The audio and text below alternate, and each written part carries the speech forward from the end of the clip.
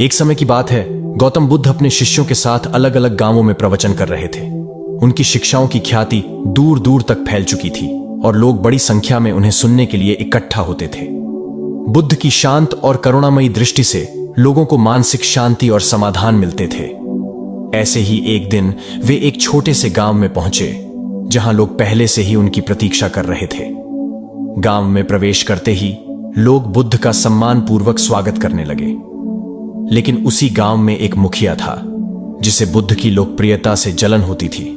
उसे यह समझ नहीं आता था कि लोग बुद्ध की इतनी इज्जत क्यों करते हैं। वह सोचने लगा कि अगर ऐसा ही चलता रहा तो गांव में उसकी प्रतिष्ठा कम हो जाएगी और लोग उसकी बातों को महत्व देना बंद कर देंगे। यही विचार उसके भीतर ईर्ष्या और क्रोध पैदा कर रहे थे।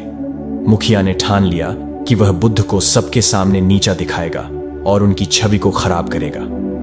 वह तुरंत वहां पहुंचा जहां बुद्ध अपने शिष्यों के साथ बैठे हुए थे। बिना कुछ सोचे समझे उसने बुद्ध के प्रति अपशब्दों की बौछार कर दी। उसने उनके ज्ञान का मजाक उड़ाया और उन्हें अपमानित करने की कोशिश की। गांव के लोग यह देख रहे थे और आश्चर्यचकित थे कि बुद्ध अब क्या करेंगे। मुखिया लगातार बोलता गया, लेकिन बुद्ध शांत बैठे रहे। उन्होंने न तो कोई प्रतिक्रिया दी और न ही मुखिया की ओर कोई नाराजगी दिखाई। वह मुखिया को ध्यान से सुनते रहे, जैसे उसकी बातों का उन पर कोई असर ही न हो रहा हो।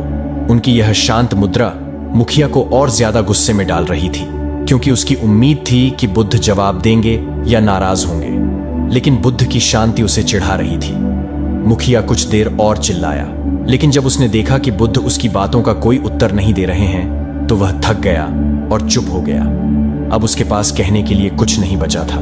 वह हांफता हुआ बुद्ध की ओर देखता रहा और फिर उनसे क्रोधित होकर बोला, तुम्हें गुस्सा क्यों नहीं आया?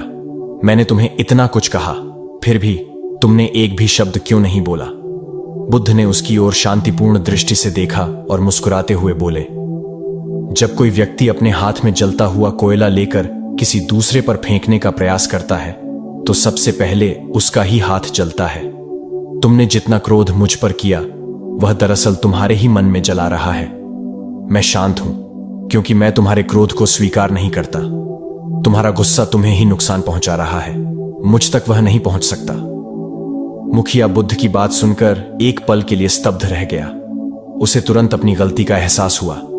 उसने महसूस किया कि उसका गुस्सा और अहंकार केवल उसे ही नुकसान पहुंचा रहा था।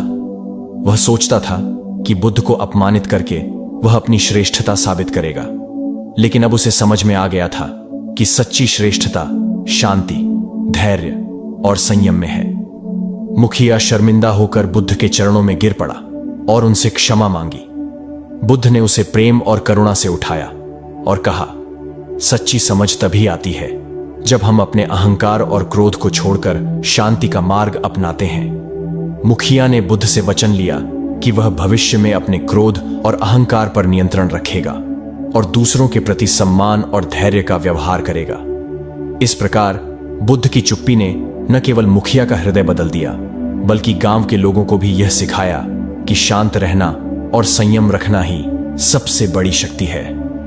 चुप रहकर संयम दिखाना और दूसरों के नकारात्मक व्यवहार का जवाब न देना हमें मानसिक शांति प्रदान करता है। जब हम क्रोध और अहंकार से ऊपर उठते हैं, तभी हम सच्चे रूप में जीवन को समझते हैं।